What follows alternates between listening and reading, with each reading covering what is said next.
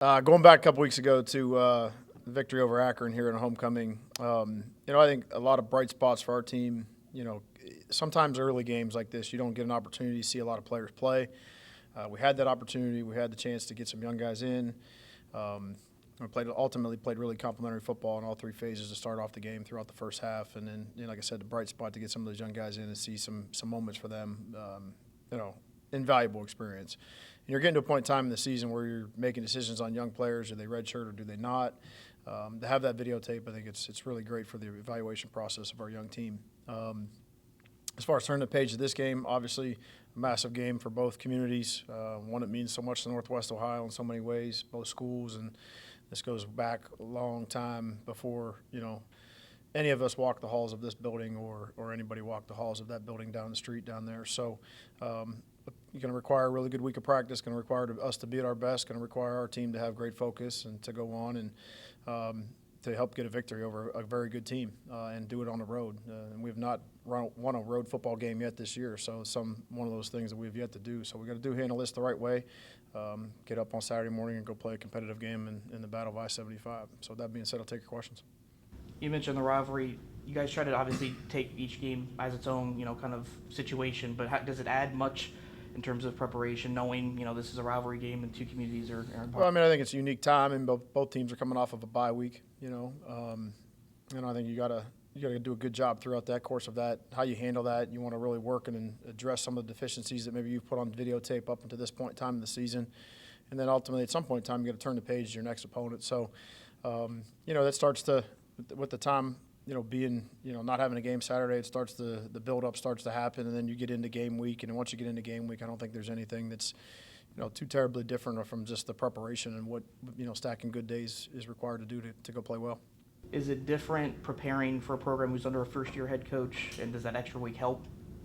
No, I don't think that you ultimately you got to play the team that's the players, and you got to play the players and the guys that show up on Saturday, and you got to do a good job between whatever your time your break is. You got to look at the videotape, see what they do well and what they don't do well, and try to address it. Yeah, going off of that question, what do you know about just Eddie George and just his coaching style? What have you learned from him through 5 games? This is a good team. It's a veteran team. They're very veteran up front, good offensive line, big team that leans on you. Obviously got a good veteran presence at quarterback. They've got a couple really good players at each level of the defense. Number 7 catches your eye, defensive end. Number 4 at linebacker is a really good player. And they got some secondary guys that got some length and some speed that can bother you. And they're good in the kicking game. So it's a complete team. Yeah, obviously last year, not the exact result you guys were looking for in this rivalry game. What is the biggest takeaway from that game for the guys returning, and just what is the motivation for the new guys having not experienced the rivalry before? Well, as I mentioned before, this is a big game for Northwest Ohio. This is a big game, in our local thought process here each and every day. This one it's shoved down your throat wherever you go at all times. You can go down the street and there's flags from each school, on your drive home, on the way home. So it obviously means more to the community. I think you have to do a great job as a coach and as a player to segment out of that part of it, and everything that's external, leave it external and handle everything inside out as you prepare to go play. Because if you don't execute, it doesn't matter what anybody says, thinks, or the magnitude of the game. It's all about execution. What's been the biggest focus in this 5 week for you guys? Obviously coming off a great game on both sides of the ball against Akron, and just what has been the focus these last couple of weeks, and just what's the focus this week, especially leading up to the game? Good question. I think, obviously you want to have, there's very few opportunities and windows in the calendar to get out and be on the road and recruit. And you want to go see your young players that have committed to you. You want to go out and try to prepare your team for what it looks like moving down the road, because with the new, the transfer portal window, from what it sounds like, going to one window, you're going to have to make a lot of decisions maybe sooner than maybe you normally would in years past. So that process is sped up a little bit. So you want to try to get some time to do that. You want to, like I said before, address some of the deficiencies and some of the things that you've seen on videotape and fix those things. Then ultimately, at some point in time, you got to turn your focus to this game. And I think just, the minute the homecoming game ended there and we start to turn our focus and we just focused for 2 straight weeks on the team down south. I don't think that that's sustainable. I don't think that is, 14 days of that is the best play. So, I think we kind of, we did some work on ourselves. We went recruiting, and now we've turned our total focus to what the game is on Saturday.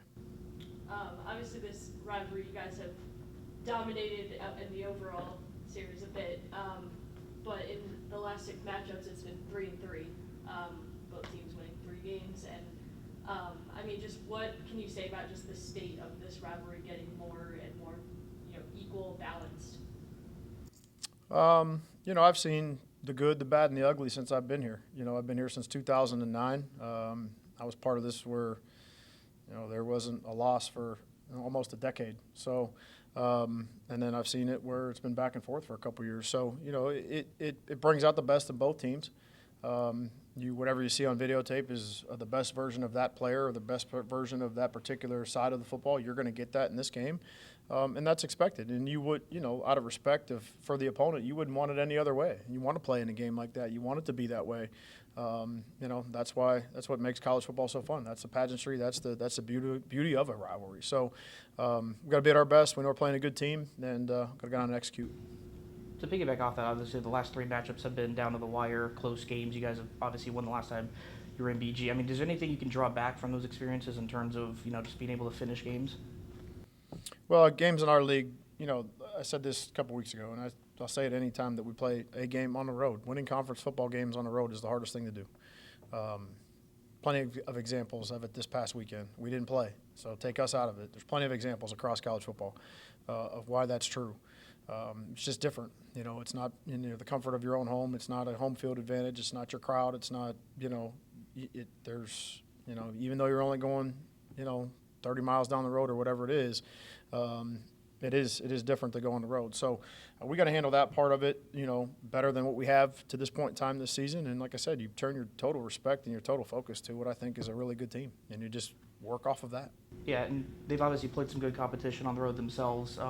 One matchup kind of probably stuck out to you. You guys have been able to create turnovers. They've been susceptible to turn the ball over. Is that kind of a point of emphasis looking at this game? Well, when they've played at their best, they haven't turned it over. They've turned it over the last couple of weeks, but they've done a really good job early on in the season of taking care of the ball. The quarterback's a veteran player. He doesn't make a ton of mistakes.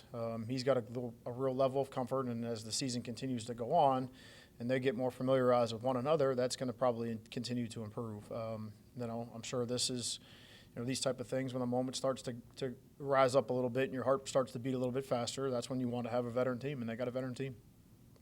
Obviously, you preach each week going 1-0. The last 4 matchups, like they've talked about, each team has won on the road. Is there a little more insurance or motivation to go down there and quiet that crowd since you guys have won the last 2 in BG?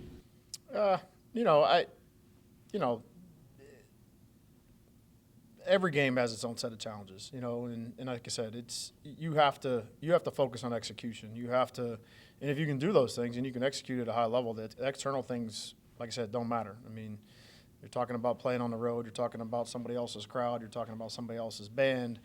You're talking about somebody else's cat. You're talking about whatever. It doesn't matter. Like, you want to focus on execution and handling what you have to do and what the responsibilities are in front of you, and that's just what we have to focus on.